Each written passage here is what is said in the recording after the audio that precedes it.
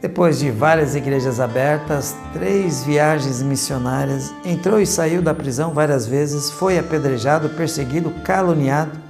E ainda Paulo dizia: ai de mim se não anunciar o Evangelho. E você, está anunciando o Evangelho? Graça e paz, eu sou o pastor Cláudio do Ministério Verbo Vivo. No livro de 1 Coríntios, capítulo 9, verso 16, diz assim: quando anuncio o Evangelho, não tenho de que me gloriar, pois me é imposta essa obrigação. Ai de mim se não anunciar o Evangelho.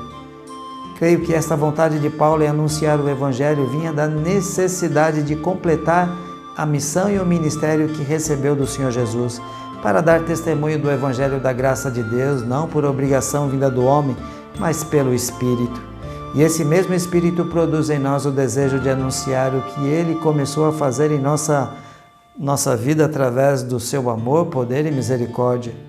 Quando olhamos para o nosso passado antes da conversão, o que encontramos?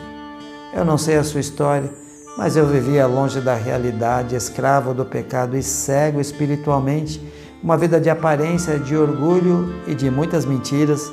Achava que a vida era um dia após o outro e que as coisas iriam acontecer porque tinha que ser assim. Mas quando temos um encontro com Deus, recebemos Jesus em nosso coração, vem o Espírito Santo e começa a trabalhar em nossa vida. Tudo muda porque Ele nos liberta da escravidão, do pecado e do vício e passamos a desejar isso para a nossa família, pessoas que amamos e conhecemos. Então, por que criamos tantas dificuldades de falar da igreja, do Evangelho e da salvação? Para muitos é por causa do medo, vergonha e timidez, e outros travam e não conseguem dizer uma palavra sequer. Vêm as lembranças do passado, a culpa e o peso de uma vida cheia de injustiça, pecado e maldade, e achamos que somos indignos de falar do reino de Deus, de Jesus e de suas obras. Quero citar 2 exemplos do Antigo Testamento que nos mostram que Deus é quem nos capacita. No primeiro temos o chamado do profeta Isaías, quando teve a visão do trono de Deus e ouviu sua voz. Diz assim a passagem: ai de mim que vou perecendo, porque sou homem de lábios impuros e habito no meio de um povo de impuros lábios.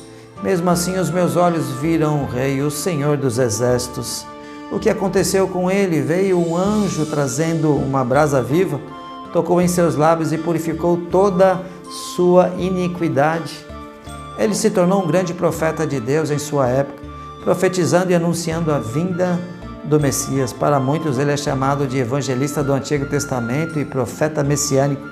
Isaías 61, verso 1: o Espírito do Senhor Deus está sobre mim, porque o Senhor me ungiu para pregar as boas novas aos mansos, enviou-me a restaurar os contritos de coração, a proclamar liberdade aos cativos e abertura de prisão aos presos. O outro exemplo é bem semelhante, aconteceu com o profeta Jeremias diante da sua vocação perante a Deus. Ah, Senhor, não sei falar, não passo de uma criança. O Senhor repreendeu Jeremias e lhe deu uma ordem: para onde eu te enviar irás, e tudo o que te mandar dirás, não temas, pois eu sou contigo. Na sequência desse diálogo ele foi tocado no livro de Jeremias, capítulo 1, verso 9, diz assim: depois o Senhor estendeu a sua mão, tocou-me na boca e me disse: agora pus as minhas palavras na tua boca. Assim também aconteceu conosco quando fomos tocados pela palavra de Deus.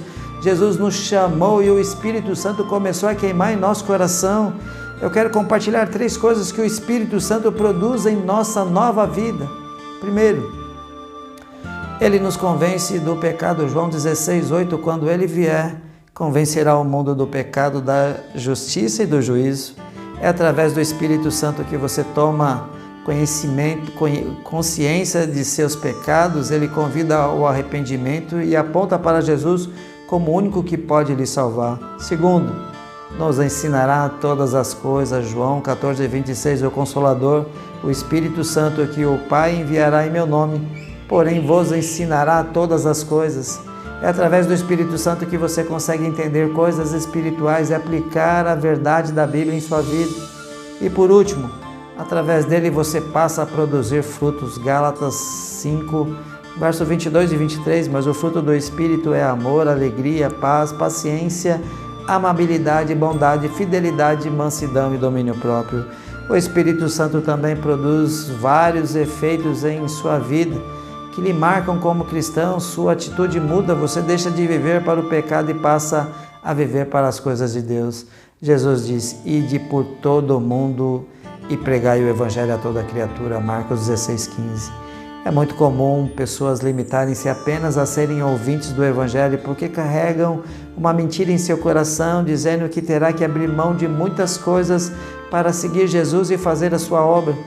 No Evangelho de Marcos, capítulo 10, a partir do verso 17, relata a história do jovem rico que queria herdar a vida eterna e apresentou seu currículo perante o Senhor. Jesus lhe disse: falta uma coisa para você. Vá, vende tudo o que você possui, dê aos pobres e siga-me.